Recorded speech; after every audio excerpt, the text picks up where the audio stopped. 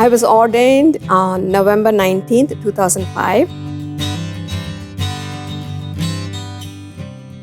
I was sent by the Synod to serve in Redeemer Lutheran Church in Queens Village for 1 year, 4 months. And I didn't have any call. But in 2014, I started serving in St. Paul's International Lutheran Church as an associate pastor. Answering God's call to ministry as a woman is not easy, especially growing up in patriarchal India. However, I felt the joy seeing other women. We have Bible women in India. They served without pay. They taught me the joy. My 2 grandmothers and my mother, who also served full-time in ministry, and the joy of walking with people at their lowliest moments in their lives. And it's a wonderful privilege as pastors that they trust us. And especially as women, we bring that emotional courage and strength, which is different from male pastors. So that is the most encouraging moments and give me joy to be with people. I struggled a lot and found that a challenge, how can I fit my calling, my family responsibilities, and serving the Lord using my gifts as a Asian, female, new immigrant, spouse of a pastor, and a pastor myself. I made Christ as the center of my life. And these themes, hope, peace, joy, love, helped me to go on. No matter what people thought of me, I was criticized my accent, but God gave me strength to serve.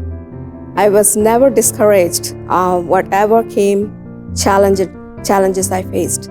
I used my time between my call in 2014 and 2006, 8 years, to do supply preaching in many congregations.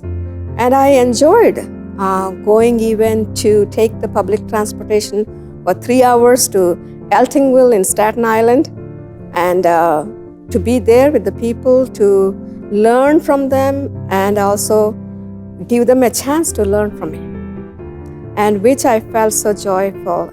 I was called by God, and He is faithful to me, and He gave me the gifts to serve this church. Thanks be to God for women in ministry for 50 years, and women of color for the last 40 years, and LGBTQ for the last 10 years. We give thanks to God for this wonderful opportunity as women. No matter how we interpret the scriptures, the church realized the gifts of women, and we are different as women, and we bring different gifts than male leadership. And it's a privilege for women to continue, no matter how hard it was. It's also a privilege to set the role model to the coming generations, where a lot of women coming to me and saying that I am their role model. Even young women came to me and said whenever they see me, they feel happy that as an Asian, as a female, and as an immigrant, that they have a chance to become pastors.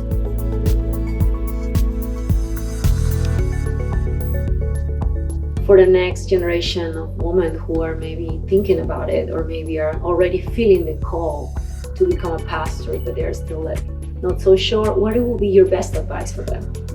As a young woman, my daughter and all those women who are in the process of becoming pastors in the ELCA, that celebrate your culture, celebrate your gifts, and look to the Lord who called you is faithful, and He will never let you down, and He will be with you. So don't let the age or whatever negative comments that people make about you, turn that into positive. Turn that into a stepping stone and always look to the Lord and walk with Him. So continue, no matter what people say, what people do, and continue the work of the Lord, because remember, the one who called you is the Lord. And don't look for the monetary, material blessings, and that will come, and God will give, and celebrate with real, genuine love.